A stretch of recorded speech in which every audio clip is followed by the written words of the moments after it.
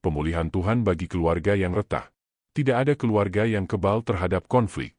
Perbedaan pendapat, kesalahpahaman, luka batin, bahkan pengkhianatan dapat membuat hubungan dalam keluarga menjadi retak. Ada kata-kata yang terlanjur melukai, ada sikap yang menimbulkan jarak, ada kekecewaan yang menumpuk bertahun-tahun. Namun kabar baiknya adalah, Tuhan sanggup memulihkan keluarga yang retak. Tuhan bukan hanya Allah yang menciptakan keluarga, tetapi juga Allah yang memulihkan keluarga. Mazmur 147 ayat 3 berkata, Ia menyembuhkan orang-orang yang patah hati dan membalut luka-luka mereka. Ayat ini tidak hanya berbicara tentang luka pribadi, tetapi juga luka dalam relasi. Tuhan peduli pada hati yang terluka di dalam rumah tangga. Seringkali retaknya keluarga berawal dari hati yang keras. Ego lebih besar daripada kasih. Kita ingin dimengerti, tetapi tidak mau mengerti. Kita ingin diampuni, tetapi sulit mengampuni. Firman Tuhan mengingatkan dalam Yehezkiel 36 ayat 26.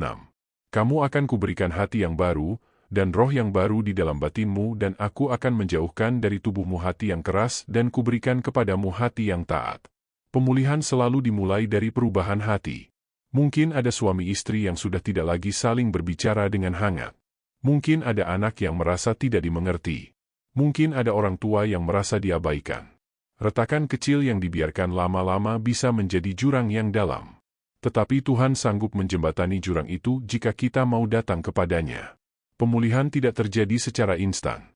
Dibutuhkan kerendahan hati untuk mengakui kesalahan. Yakobus 5 ayat 16 berkata, Karena itu hendaklah kamu saling mengaku dosamu dan saling mendoakan, supaya kamu sembuh. Mengakui kesalahan bukan tanda kelemahan, melainkan awal kesembuhan. Seringkali yang paling sulit dalam keluarga adalah meminta maaf. Namun justru disitulah kuasa Tuhan bekerja. Ketika satu pihak mengambil langkah pertama untuk berdamai, Tuhan memakai langkah itu sebagai pintu pemulihan. Selain pengakuan, pemulihan juga membutuhkan pengampunan. Tanpa pengampunan, luka akan terus bernanah. Kolose 3 ayat 13 berkata, Sabarlah kamu seorang terhadap yang lain, dan ampunilah seorang akan yang lain apabila yang seorang menaruh dendam terhadap yang lain, sama seperti Tuhan telah mengampuni kamu, kamu perbuat jugalah demikian. Kita mengampuni bukan karena orang lain pantas, tetapi karena kita telah terlebih dahulu diampuni. Mungkin ada keluarga yang retaknya disebabkan oleh kegagalan finansial, masalah ekonomi, atau tekanan hidup. Masalah tersebut membuat emosi mudah meledak dan hubungan menjadi tegang.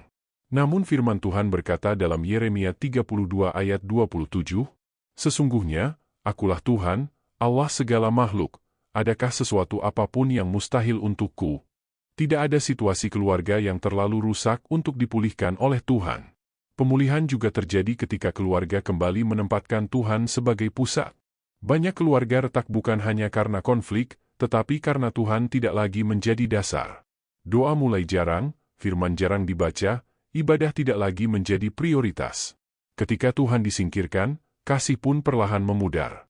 Namun ketika keluarga kembali membangun mezbah doa, sesuatu yang baru mulai terjadi. Hati dilembutkan, kesabaran bertambah, dan Roh Kudus bekerja secara perlahan. 2 Tawarik 7 ayat 14 berkata, Dan umatku, yang atasnya namaku disebut, merendahkan diri, berdoa dan mencari wajahku, lalu berbalik dari jalan-jalannya yang jahat, maka aku akan mendengar dari sorga dan mengampuni dosa mereka, serta memulihkan negeri mereka. Jika Tuhan sanggup memulihkan sebuah negeri, Ia tentu sanggup memulihkan sebuah keluarga. Kadang pemulihan membutuhkan waktu. Tidak semua luka sembuh dalam sehari. Tetapi selama ada kerelaan untuk berjalan bersama Tuhan, harapan tetap ada. Tuhan bekerja bahkan ketika kita tidak melihat hasilnya secara langsung.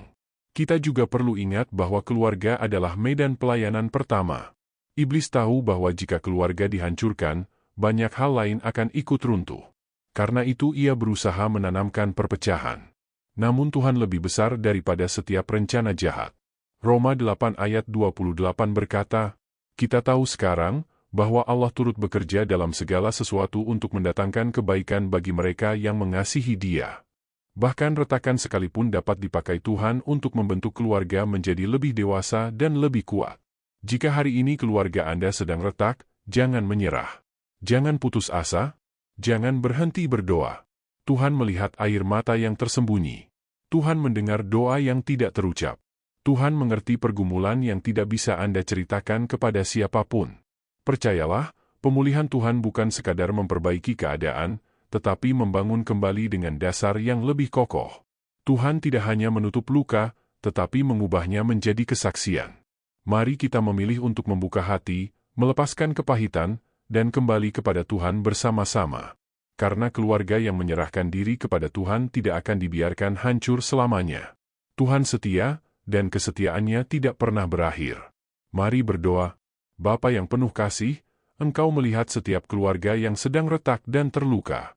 Kami datang kepadamu dengan kerendahan hati, memohon pemulihan dari tangan-Mu. Lembutkan hati yang keras, pulihkan komunikasi yang terputus, dan nyalakan kembali kasih yang mulai padam. Ajari kami mengampuni seperti Engkau telah mengampuni kami. Bangun kembali keluarga kami di atas dasar firman-Mu. Di dalam nama Tuhan Yesus kami berdoa. Amin. Terima kasih sudah mendengarkan renungan ini. Dukung channel ini dengan like, subscribe, dan share agar semakin banyak keluarga dipulihkan dan diberkati oleh firman Tuhan. Tuhan memberkati.